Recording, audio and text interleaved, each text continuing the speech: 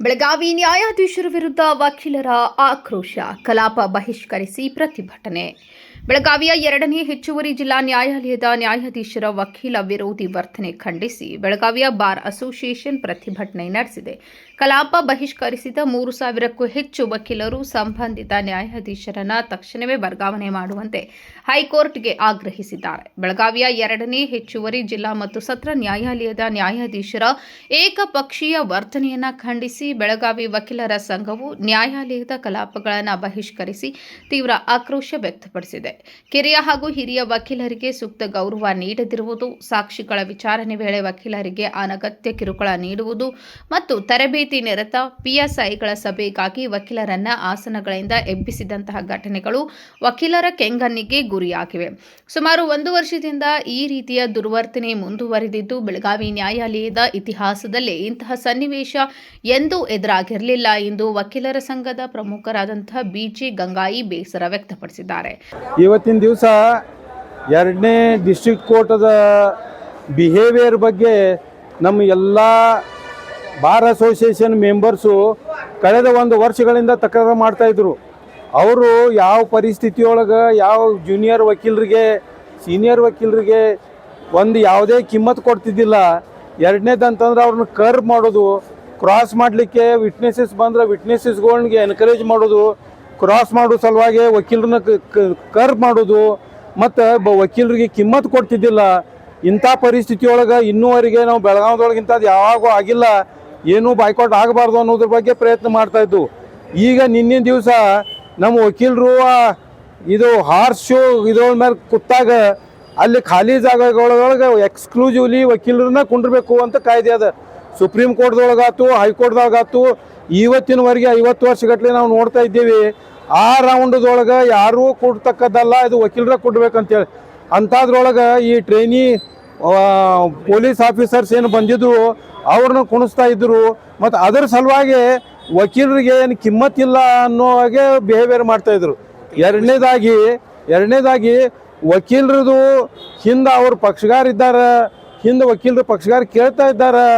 ಅವ್ರದ್ದು ನಮ್ಮಂಗೆ ಒಂದು ಲೈಫ್ ಅದ ಅನ್ನೋದನ್ನು ಮರೆತು ಬಾಯಿಗೆ ಬಂದದ್ದನ್ನು ಮಾತಾಡ್ತಾ ಇದ್ರು ಅವ್ರು.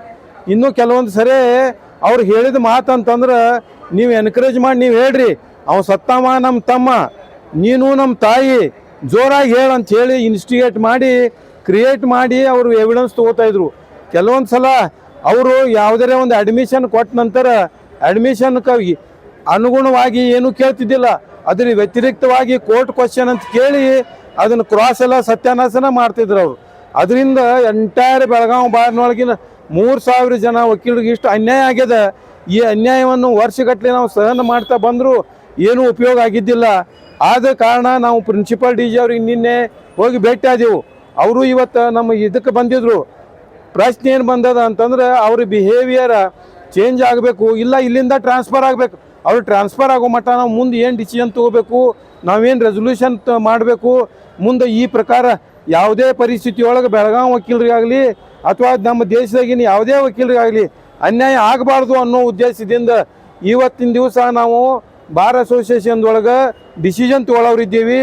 ಈ ಡಿಸಿಷನ್ವನ್ನು ತಮಗೆಲ್ಲರಿಗೂ ಪ್ರೆಸ್ನವ್ರಿಗೆ ನಾವು ತಿಳಿಸ್ತೀವಿ. ಅದು ಈ ಪ್ರಕಾರ ಬಿಹೇವಿಯರ್ 2ನೇ ಕೋರ್ಟಿನ ಬಿಹೇವಿಯರನ್ನು ನಾವು ಎಲ್ಲರೂ ವಕೀಲರು ಖಂಡಿಸ್ತಾ ಇದ್ದೇವೆ ಈ ಇದ್ರೊಳಗೆ. ಆ ಕಾರಣ ಈ ಪ್ರೆಸ್ ಮೂಲಕ ನಾವು ನಮ್ಮ ಹೈಕೋರ್ಟ್ ಜಡ್ಜಿಸ್ಗೆ, ನಮ್ಮ ಅಡ್ಮಿನಿಸ್ಟ್ರೇಟಿವ್ ಜಡ್ಜಿಸ್ಗೆ ಎಲ್ಲರಿಗೂ ತಿಳಿ ಹೇಳೋದೇನೆಂದ್ರೆ ನಮಗೆ ಈ ಕೋರ್ಟನ್ನು ಇಲ್ಲಿಂದ ಟ್ರಾನ್ಸ್ಫರ್ ಮಾಡಿ ಬೇರೆ ಚಲೋ ಸಾಹೇಬನ ಯಾರನ್ನಾರೇ ಇಲ್ಲಿ ಹಾಕಬೇಕು ಅಂತ ವಿನಂತಿ ಮಾಡಿಕೊಳ್ತಾ ಇದ್ದೇವೆ. Thank you. ನ್ಯಾಯಾಧೀಶರ ನಿಲುವು ಹಾಗೂ ನಡವಳಿಕೆ ಕುರಿತು ಈಗಾಗಲೇ ಪ್ರಿನ್ಸಿಪಲ್ ಡಿಸ್ಟ್ರಿಕ್ಟ್ ಜಡ್ಜ್ ಅವರಿಗೆ ಮನವಿ ಸಲ್ಲಿಸಲಾಗಿದ್ದರೂ ಯಾವುದೇ ಧನಾತ್ಮಕ ಬದಲಾವಣೆ ಕಂಡುಬಂದಿಲ್ಲ. ಉನ್ನತ ನ್ಯಾಯಾಲಯದ ನಿಯಮಾವಳಿಗಳನ್ನು ಬೆಟ್ಟು ಮಾಡಿ ತೋರಿಸಿದ್ರೂ ನ್ಯಾಯಾಧೀಶರು ಅದನ್ನು ನಿರ್ಲಕ್ಷಿಸಿದ್ದಾರೆ ಎಂದು ಆರೋಪಿಸಲಾಗಿದೆ. ಈ ಹಿನ್ನೆಲೆಯಲ್ಲಿ ಹೈಕೋರ್ಟ್ ಮತ್ತು ಆಡಳಿತಾತ್ಮಕ ನ್ಯಾಯಾಧೀಶರು ತಕ್ಷಣವೇ ಈ ಪ್ರಕರಣದಲ್ಲಿ ಮಧ್ಯಪ್ರವೇಶಿಸಿ ಸಂಬಂಧಪಟ್ಟ ನ್ಯಾಯಾಧೀಶರನ್ನು ಬೆಳಗಾವಿಯಿಂದ ತಕ್ಷಣ ವರ್ಗಾವಣೆ ಮಾಡಬೇಕೆಂದು ವಕೀಲರು ಪಟ್ಟು ಹಿಡಿದಿದ್ದಾರೆ. ಮುಂದಿನ ಹೋರಾಟದ ರೂಪುರೇಷೆಗಳನ್ನು ಶೀಘ್ರದಲ್ಲೇ ಸಭೆ ನಡೆಸಿ ತೀರ್ಮಾನಿಸಲಾಗುವುದಾಗಿ ಸಂಘ ಸ್ಪಷ್ಟಪಡಿಸಿದೆ. ಈ ವೇಳೆ ಬಾರ್ ಸದಸ್ಯರು ಮತ್ತು ವಕೀಲರು ಹೆಚ್ಚಿನ ಸಂಖ್ಯೆಯಲ್ಲಿ ಭಾಗಿಯಾಗಿದ್ದರು. Rajashekhar Hiremath, KMM news, Belagavi.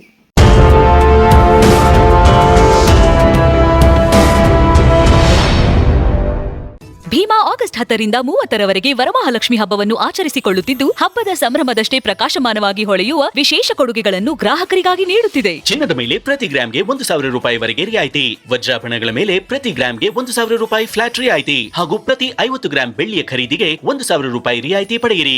ಹಳೆಯ ಚಿನ್ನದ ವಿನಿಮಯದ ಮೇಲೆ ಪ್ರತಿ ಗ್ರಾಮ್ಗೆ ಹೆಚ್ಚುವರಿ 150 ರೂಪಾಯಿ ಪಡೆಯಿರಿ. ಅಷ್ಟೇ ಅಲ್ಲ, ಲಕ್ಕಿ ಡ್ರಾ ಮೂಲಕ 4 ಕೋಟಿ ಮೌಲ್ಯದ ವಜ್ರಾಭರಣಗಳನ್ನು ಗೆಲ್ಲುವ ಅವಕಾಶ. ಕೊಡುಗೆಗಳು ಎಲ್ಲ ಭೀಮಾ ಮಳಿಗೆಗಳಲ್ಲಿ ಲಭ್ಯ. ಷರತ್ತುಗಳು ಅನ್ವಯ.